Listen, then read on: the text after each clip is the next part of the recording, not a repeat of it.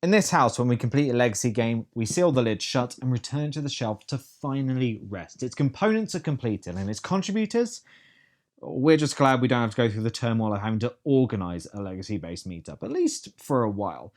But now we've played a legacy game with such a simple yet clever narrative design, it refuses to stay dead. And what's more disturbing is it can easily draw in players old and new even when its campaign is completed. And rather fittingly, that game is Betrayal Legacy.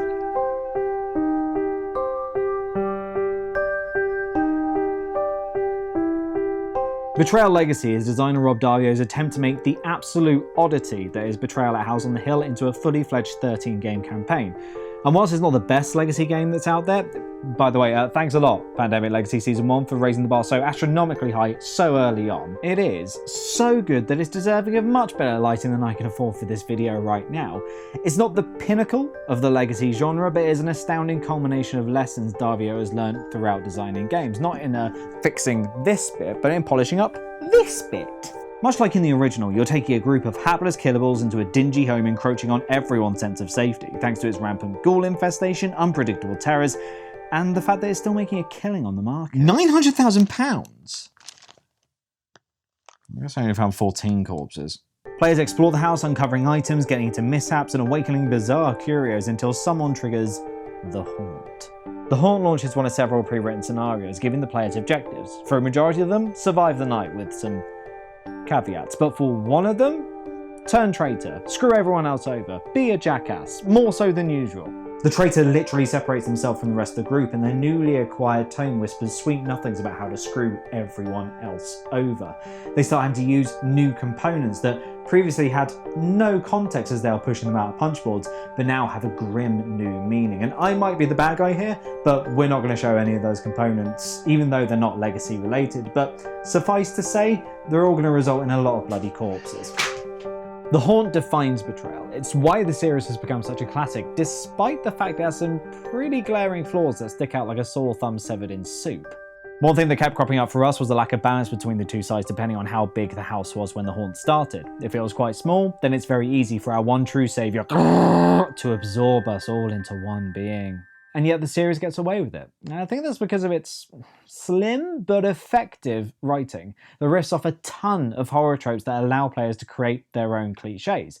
And Rob doesn't want to get in the way of that because it's feeding and aiding the story he's written for Betrayal Legacy, a simple tale of good versus evil, interspersed with moments of absolute balminess from the players. And it's that reliance on making the whole story unique to them that is the driving force to get to Betrayal Legacy's ultimate conclusion.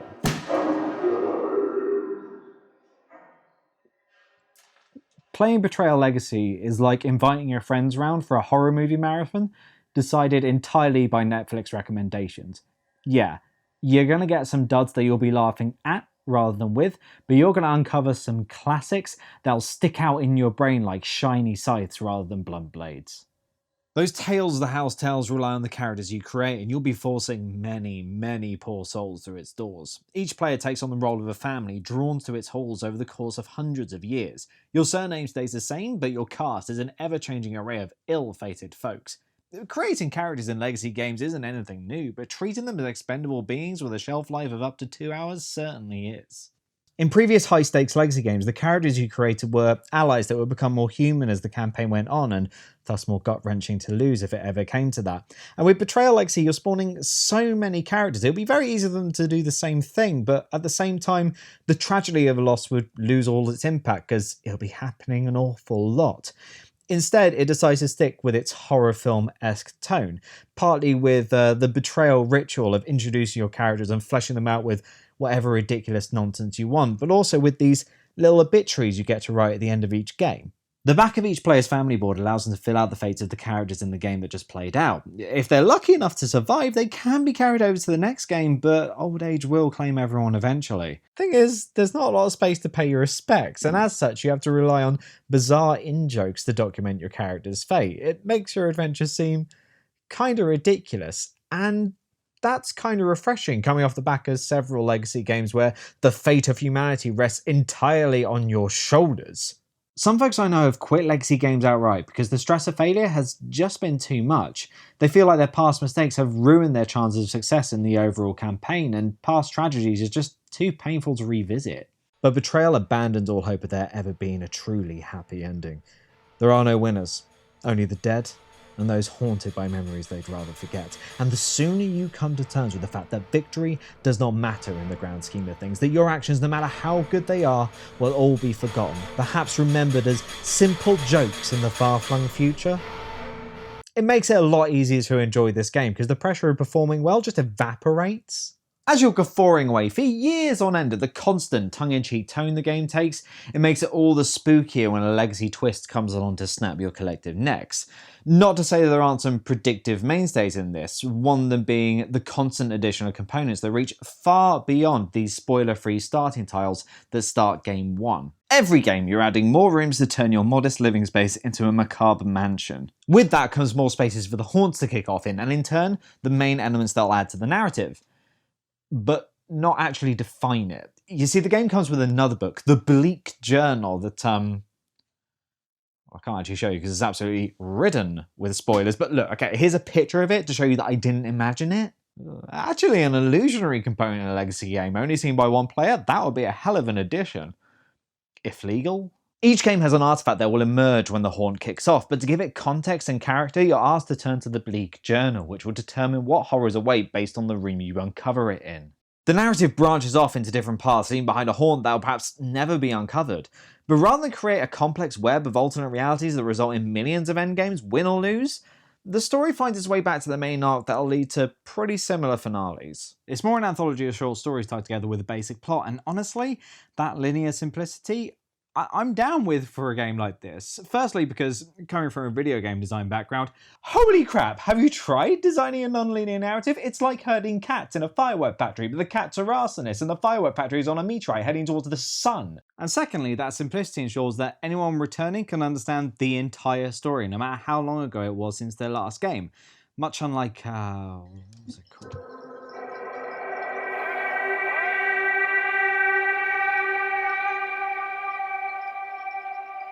Seafall has a pretty similar thing with this Captain's book that has over 420 unique entries promising a more sprawling narrative. But the problem is, its central story doesn't seem confident enough in handling additions from other players. Events in here can sometimes seemingly happen at any time to anyone, and that means that in one game, one player may get a piece of information that in another is directly contradicted should that person dare to flesh out their character, and that punishes player creativity. It seems like it's structured in this way to make it seem like an epic, but the problem is the game can't handle the grand scale that entails because its narrative just isn't cohesive enough. The Bleak Journal, on the other hand, which totally does exist, is a smaller, swifter, but more importantly, focused document that understands its place as a guide through hell rather than hell itself, and knows that if anything is going to make this a recurring nightmare we're going to want to return to, it's not a choose-your-own-adventure book. It's your actions within it. No matter what route your house takes in the multiverse, though, it can only build character through your characters. Sometimes you uncover events and have to draw them from this grisly little event deck that's only going to get worse as the years go by. What helps the deck evolve is it can personalize itself depending on how your campaign is going, and occasionally it'll intensify in nastiness through games. As you're inevitably going to come across the same cards in this deck, it adds a sense of familiarity to the game, and whilst it is entirely luck-based so that it's going to bully just one player, nothing quite gets a chuckle like, oh, it's the bloodthirsty squirrels again. But what really adds personality to proceedings are the items. The house is littered with helpful items, much less blurry than this one, and if you uncover an item that no one else has laid a claim to before, you have a chance to name it. A family can apply an heirloom sticker to an item once per game, providing it hasn't been heirloom before, leaving it for other members of their clan to reap greater benefits from in future games. But more importantly, that lets you name it, and you can name it anything you like. You can give it a human name, an unusually specific name, infer that it was the belonging of a secondary character we're never going to meet, building the Betrayal cinematic universe, and that is what makes this house a home, and more importantly, what separates it from other legacy games. One criticism designers have been addressing with the genre is their limited playability once the campaign has been completed. It's an interesting challenge and one I love to see solutions to, but the thing is, The few legacy games that I've played, like Charterstone, that deal with this, I've had very little reason to revisit. We enjoyed our time with it during the campaign, but the gameplay isn't strong enough to draw us back in, and the stories we created? I'm honestly struggling to remember, and I don't think they're interesting enough to reminisce on. However, here I can say we have our own personalised copy of Betrayal at House on the Hill we can play again and again. One that's been defined not only by its own narrative, but our actions within it, and is the only legacy game I've played that knows how to leave a legacy. I am genuinely looking forward to playing this with people that have no idea of the campaign we played, no context to the in-jokes we've created, who will pick up an item card and go, why is this called Boom Boom? And then realise we've written a bunch of nonsense on the back of these family boards. Our other legacy games, they boast our achievements proudly, but at the end of the day, they're now just trophies on a shelf. This has left its mark on this house, and we'll be leaving our mark on it for a long time to come. I've already said that Betrayal Legacy isn't my favourite legacy game, but I honestly think it's a swan song for this generation of the genre. Anything that is created beyond it would do so well learning lessons from this. Originally, I thought legacy games were about giving you a story that was gradually fed to you over time, whilst destroying components to add that real dramatic flair and maybe add some personal touches here and there.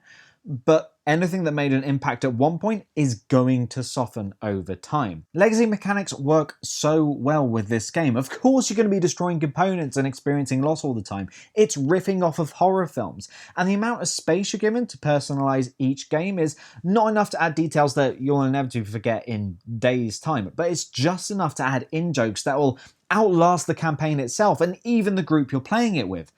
That makes it sound like I killed them after we completed this. No spoilers escape this house, but also this is a testament to simpler branching narratives. Yes, you could create a web of infinite possibilities and that will be incredibly impressive if you did it well. But as a designer, you don't have to feel the pressure of creating those variables when the players can do it themselves and have a great time doing it without having to overcomplicate the story. This is not only a fantastic respect to player creativity, but also respects a player's time outside of the game world. And if more legacy games can do this moving forwards, they'll be worthy of completion.